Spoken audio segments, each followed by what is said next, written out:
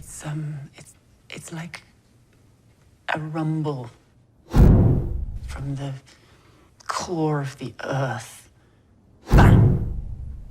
And then it shrinks.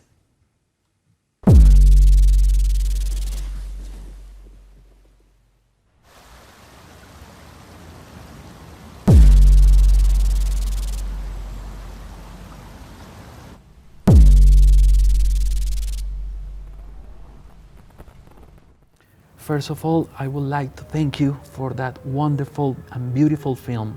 I hope that people will surrender to it like me. No, it's a pleasure. Thank you very much. Yeah. Thank you. First of all, I would like to ask you a question as a kid. What is your first memory as a child? I don't know which comes first, but just simple child, like in bed and with the, how you call it, to drink milk and Yes. that. The and bottle. The bottle, sucking on this, milk. And then another one is standing in front of the house and waiting for the monks to arrive. Yeah, because in Thailand we give food to monks in the morning. And yeah. It was a happy memory. It was happy and comfortable and yeah. In some interviews, I read that Memoria came from a personal experience. Can you tell us about that?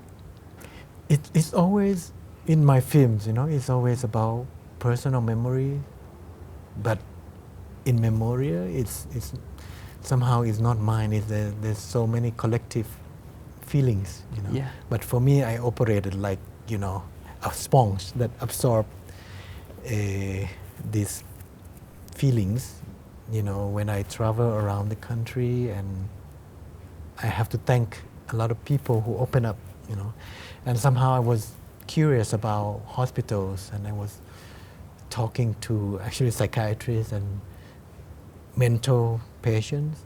I went to, in Medellin, talk to doctor, to Armenia. I went to Finlandia to talk to the mental patient, through the doctors. And for me, it's how I deal with my own traumas. All right. To be able to forget mine, to listen to others, so that I can feel less important.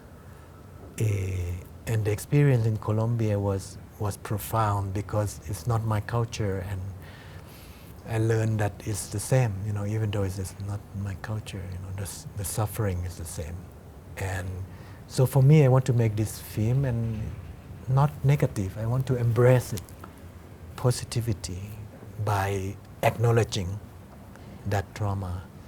This is probably 6,000 years old. Oh. Yes. Drilled into her head to release bad spirits.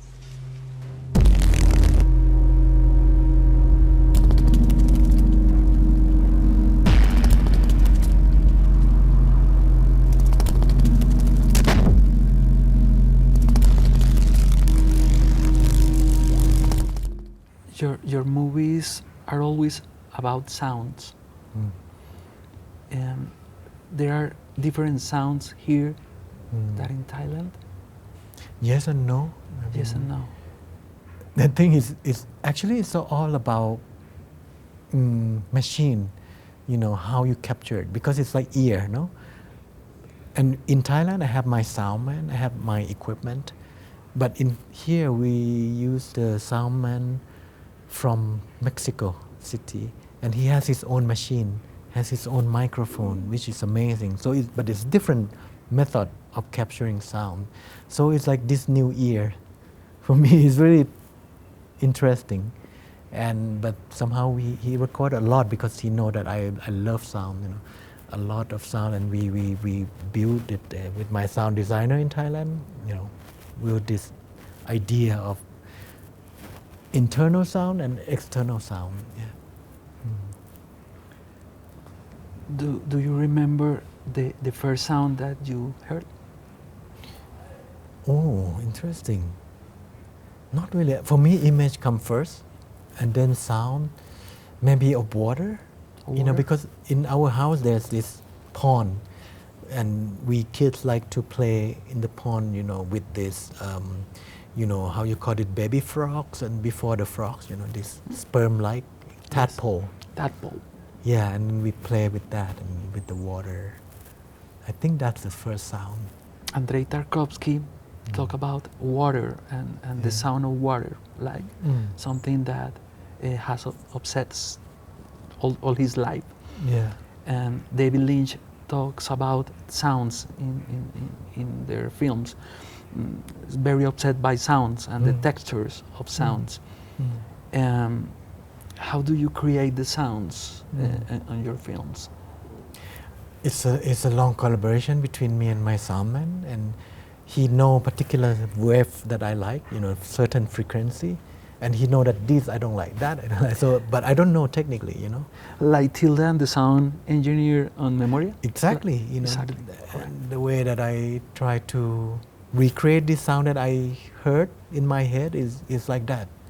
It's like, okay, lower and, you know, more metallic, and, you know, it's, yeah. But in the end, it's not the sound that I heard. It's just really close, but not.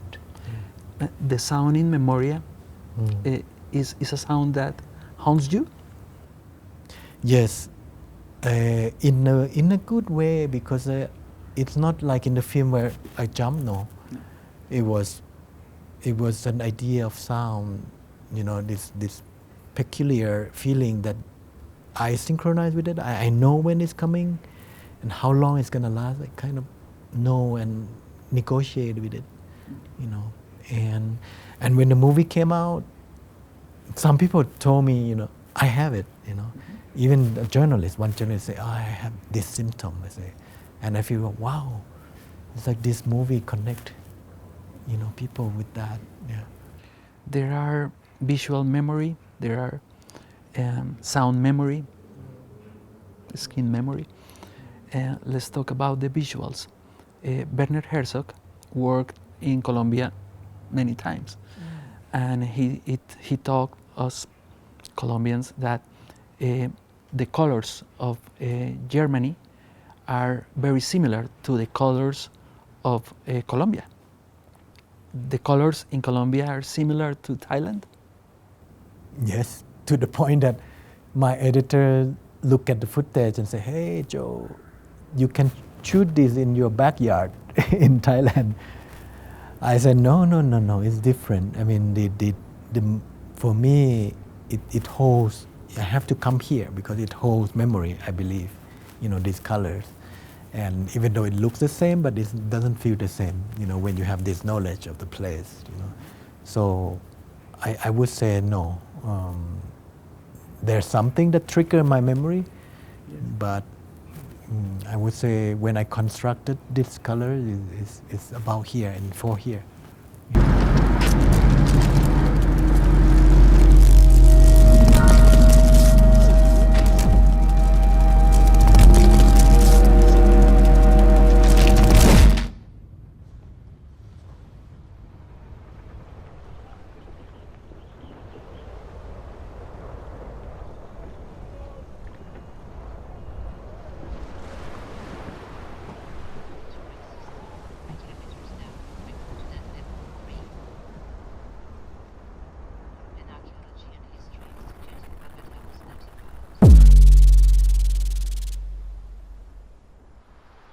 When you first arrived to our country, what is your first memory of Colombia?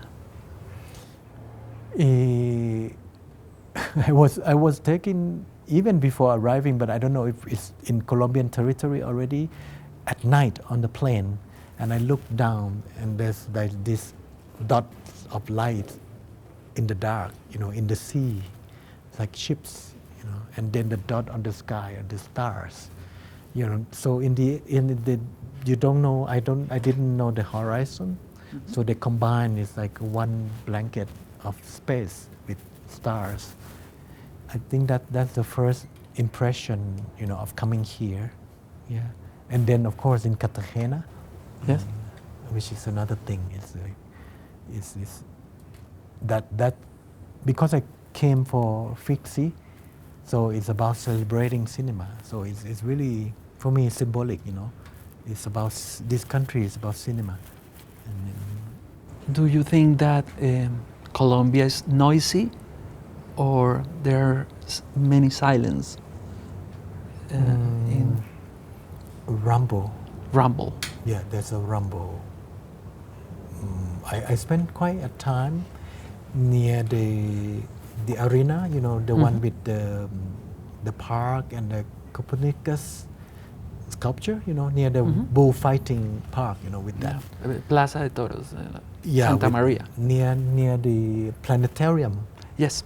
Yeah, I Downtown. love that park, you know, because you can hear the rumble of the city, this low bass Vibrations? vibration. Yeah, You told me that Memoria is about vibrations? it's about vibration, sound, and waves. Yeah. In your movies, in Memoria also, you converge the physical world with the mystical world, with the spiritual world. You don't see that division. It's my thing, you know. I feel like Yes. growing up in Thailand, it's impossible to, even though I love science and I actually don't believe in reincarnation, or it's just the idea, you know. And then sometimes the idea, you just stick with it when you're born, you know, this idea that this has a spirit and this has spirit there. Yes. Animist, no? This idea. So when I treat object in the frame or something, I try to, okay, this is how I feel, you know. It's not only Jessica, but it's about lives around her. You know? Yeah. In your movies, you talk about disease, maladies, syndromes, and about death, but not in a bad way, in a negative way, in a dark way. I hope.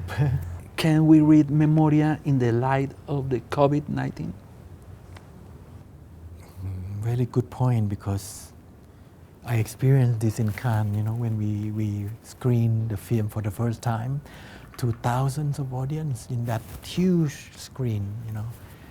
And I didn't know how people would react, but then people applaud, and really, you know, I was thinking, wow, this is so unexpected. And maybe because of the movie is talking about that, what you mentioned about pandemic, and about how this single person try to navigate the world and isolated, you know, emotionally isolated, and trying to get in touch with other souls, you know.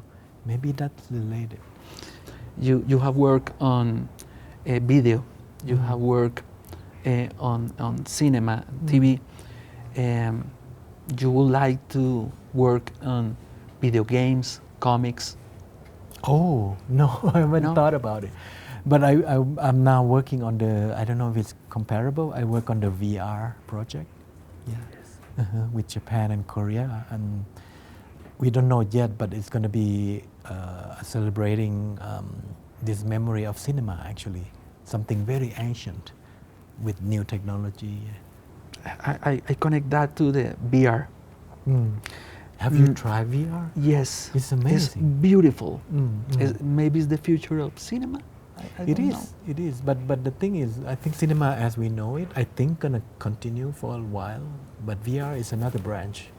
Yeah. It's because in VR you feel the things alive, the surroundings alive. Like a dream. And intense, like a dream. As a psychologist, I talk to my patients about the meaning of life, and they told me again and again about happiness and the inevitability of death, and you have to be happy in order to enjoy life before the end. What is happiness to you? What is happiness to me? For me, it may sound cliche, but the happiness is now. Living. Yes. Now. And I always have to remind myself about now, you know. Sometimes we forget, you know, that this, and now and something not far. Maybe, I just talked to Tilda like, I'm so grateful that we are here, just to be able to have experience here. And that is enough, just being now. And André Bazin talk about sacred moments on life, on cinema, when you are conscious of the now and see God or the eyes of God, because you feel that this moment will be meaningful and intense, and you feel alive. Right. Yeah, I felt that when I saw your film, and I felt that right now, because you are a beautiful soul. Yes, I feel your soul in your movies, and right now. Maybe happiness is to love. We need to love more. We are very sad right now. Do you think I so? think maybe we addicted to sadness. Yes. Yes, maybe. But that's the point in the scene when Hernan, the fisherman, he just stopped, no? Yes. He just stopped, and then it's like, that's like impossible for cinema. The movie is about, going A to B to C, but then he refused to continue. And then it almost like telling Jessica that, oh, just listen, just be, and she just like that, and the sound of the birds, and I think that's the moment when the audience and the Jessica kind of, okay, just that, we don't need to continue and stop. Yeah. Finally, I would like to ask you a question that I ask to all of my interviewers. What is your favorite film? There are so many. One. Let me pick one from the pile of, wow. Okay. I would say there's so many, and I answer differently every time. I would pick Empire. Yes. Andy Warhol. Yeah. And because that also, just he showed us the beauty of now. Just look at the object, and now the light is on, like, wow, just simple action or simple phenomena. You just appreciate, sometimes we forget that just simple thing. The simple thing. Yeah. I love Iron Pussy. You're kidding. Yes, I love, because I love that madness in that movie, like Monty Python films. Are there some possibility that you came back to that feeling of parody, of mischievous? I would not think so, because for me, yes, maybe, but it's categorized as art project. I collaborated with this guy, and in fact, I did one short film that is about soap opera. Yes. But not in that way, but in a more conceptual way. Yeah, I wish you could see it. Maybe I go to that mode. It's called Haunted Houses. Yeah. It's about a lot of people, almost 100 people playing one script from soap opera and changing houses to different houses. And yeah. Can I ask you a last question? Yes, please. There are young people who are going to see Memoria, and they will know the art of Apichatpong Weerasethakul. What movie do you recommend from you that that young people see it after they saw Memoria? I would recommend my favorite one, called Syndrome and a Century. That was a film in 2006. Yes. I do it to celebrate my parents' love. Yeah. And it's an experimental film, but it's something very gentle. All right. Yeah. Thank you very much. Thank you.